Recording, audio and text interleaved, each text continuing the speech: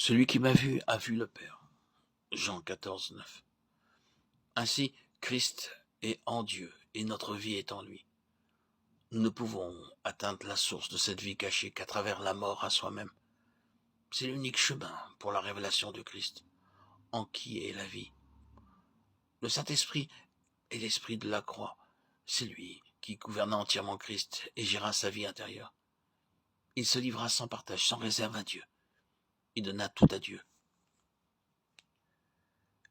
Il ne garda le contrôle d'aucune frontière en lui. Il vécut pour le Père, dans le Père, par l'Esprit. Je vis par le Père, Jean 6, 57.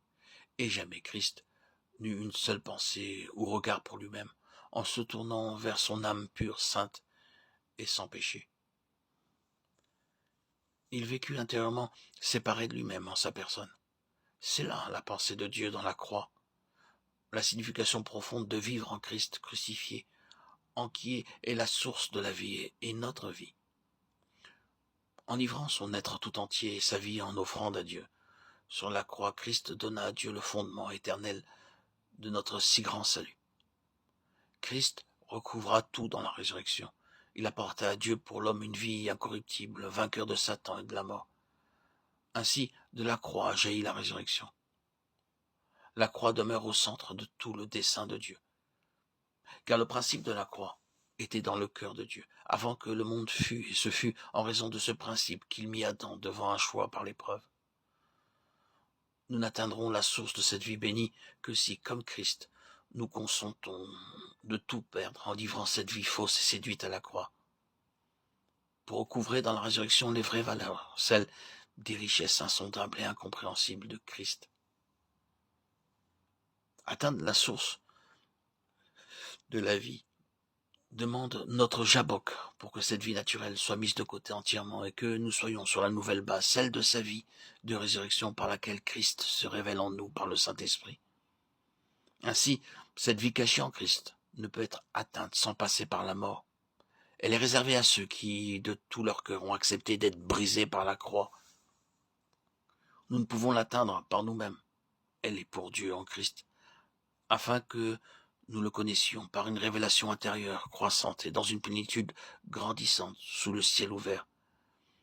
Et sur cette nouvelle base, nous avons toutes choses en lui par la foi. L'Église ne saurait être, à moins que la source de cette vie soit atteinte et que l'eau vive ne coule librement dans ses membres, dans un corps crucifié. C'est la croix qui nous ouvre la vie dans l'esprit, vie par laquelle nous connaissons progressivement celui qui est vivant au siècle des siècles.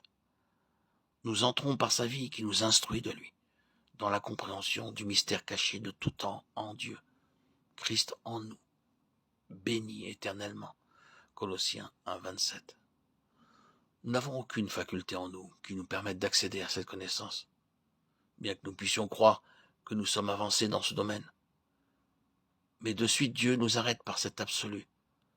Personne non plus ne connaît le Père si ce n'est le Fils, et celui à qui le Fils veut le révéler. Matthieu 11, 27.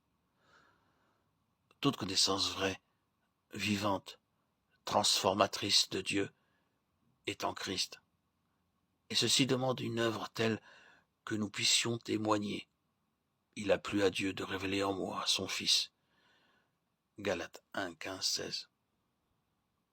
Alors, nous voyons Dieu dans le Fils. Jean 1, 18, 14, 9.